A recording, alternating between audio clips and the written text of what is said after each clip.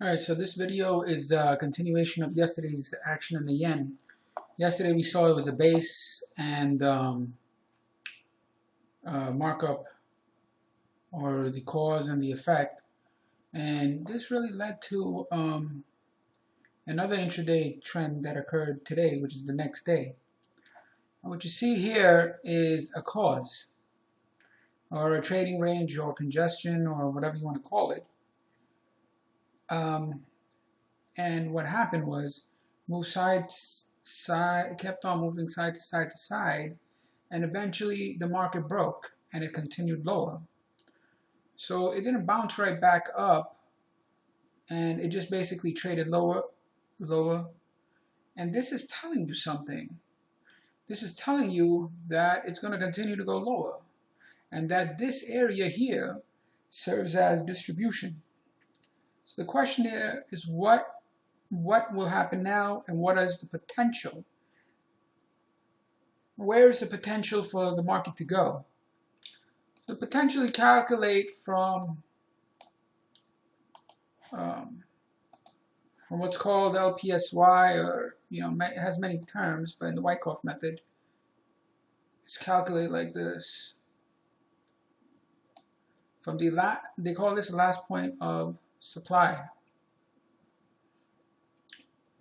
You'll note it's 1, 2, 3, 4, 5, 6, 7, 8, 9, 10, 11, 12, 13, 14, 15, 16, 17, 18 bars. Is 18 or 19? Anyway, you go 1, 2, 3, 4, 5, 6, 7, 8, 9, 10, 11, 12, 13, 14, 15, 16, 17, 18 bars. It's not perfect, but it's pretty damn close. So this is the example of using the horizontal Wyckoff count, using a one box figure chart on the Japanese yen. I think this is a 5 tick by 1 reversal. So this is how the point figure chart looks. One of the things I think some of the point figure chart traders, especially those who use trading ranges or cause, who really practice the law of cause and effect, is they would definitely take a look at different bases in different markets before trading. So for example, for intraday, in the morning you might just take a look at a couple of markets and see which one has a really nice base. That one has the most potential to move the most if and when it breaks. In this case, you see that the yen had really good potential to move, and it broke, and there was follow through, and it was ready for trading opportunity. So now we're going to take a look at the intraday chart and see how it presents itself on the Japanese yen. We'll bring that up.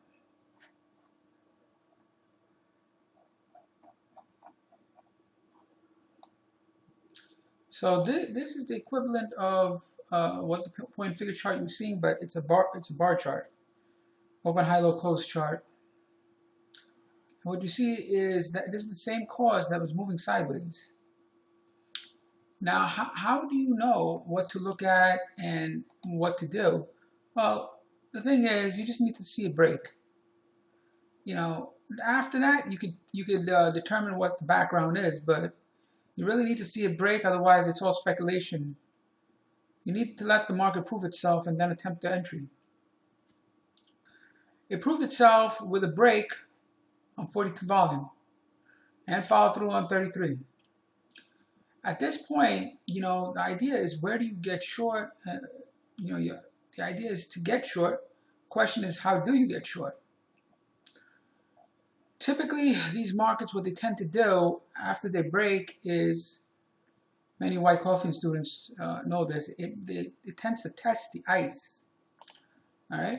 Now the ice is, many times it's the low before the high, which is over here. right? Others will take a look at the extreme low of the trading range and call it the ice area. Well, whatever it is that you think it is, it didn't really go all the way up there. Instead, what happened is the market went up, down, up, and this is the concept of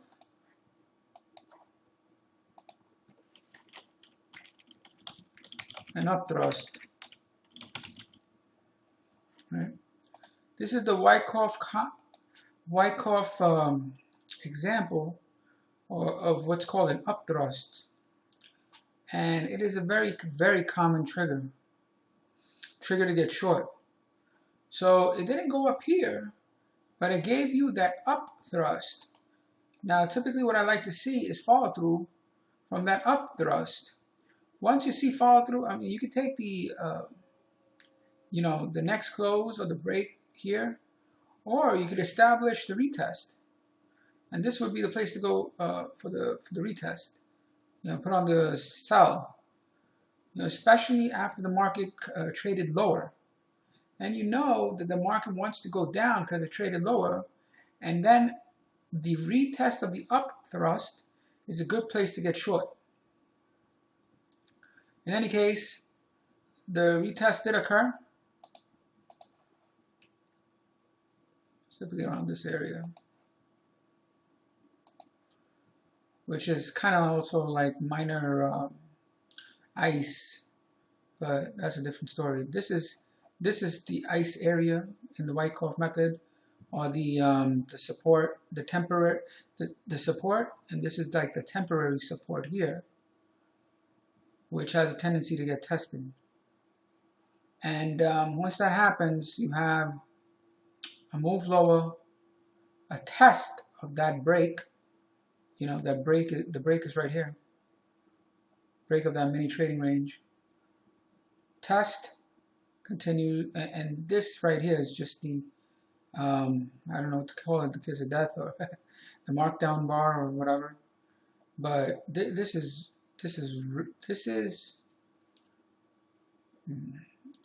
markdown actually occurred back here, so I can't really call it the markdown bar, but it's basically telling you the market will continue to go lower, and it does. Now let's say you didn't get in at any one of these places for whatever reason, probably because this is 6 a.m. or 4 a.m. in the morning. These markets trade around the clock. So you woke up, you see this is already in a downtrend. How do you get in now? One of the best triggers is effort reward. And this is exactly how it looks. Well, you have low volume and high volume. Now tell me something. Why is it that 36 volume can't get above this 9 volume up wave? It's because the 36 volume is not really buying. It's selling. Meaning that volume is trying to test. It's trying to go higher, but it's unable to go higher. The fact that it's unable to go higher above the 9, unable to close above the 9 on 4 times the volume is what's telling you that you can establish a short. After it breaks. Okay, we were looking, always get in on a retest. Don't speculate. Let the market prove itself. So over here you have 9 up, 36 up, and crack.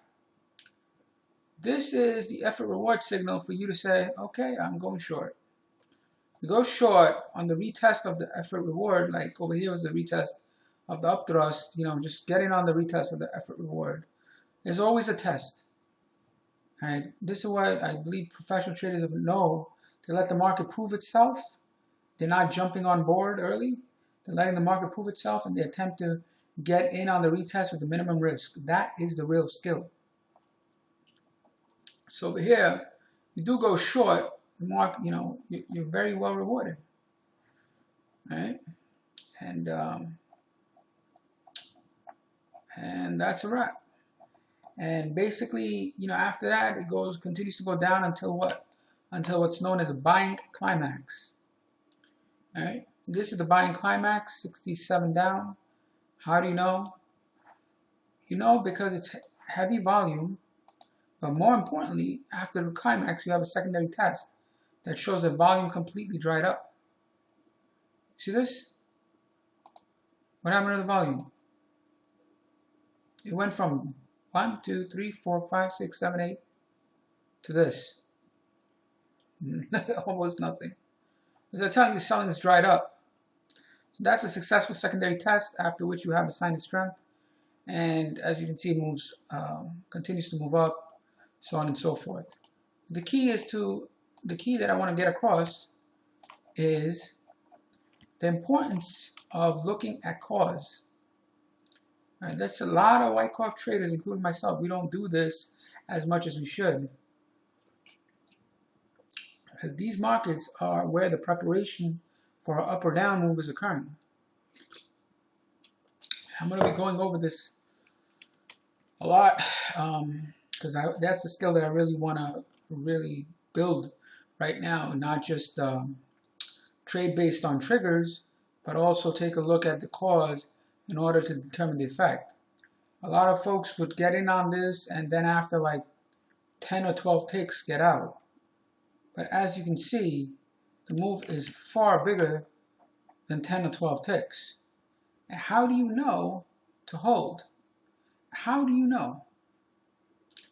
This is one of the biggest issues that a trader goes through, is being able to hold a position.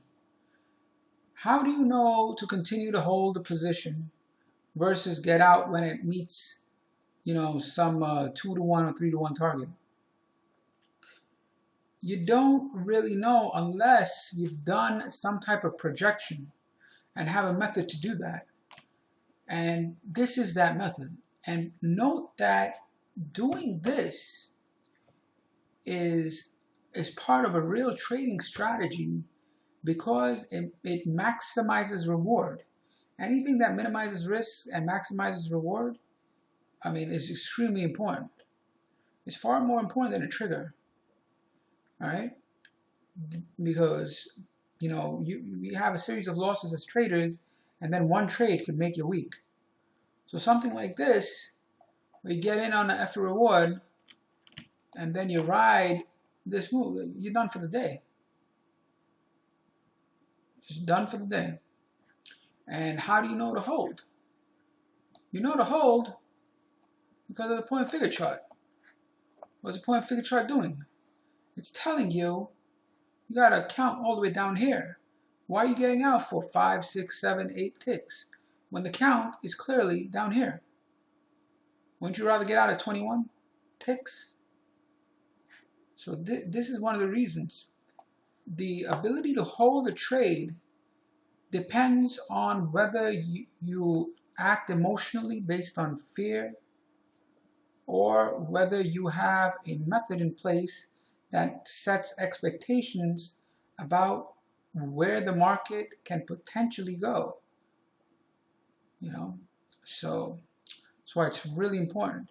Now I'm gonna be including a lot of this in the type of work that I do.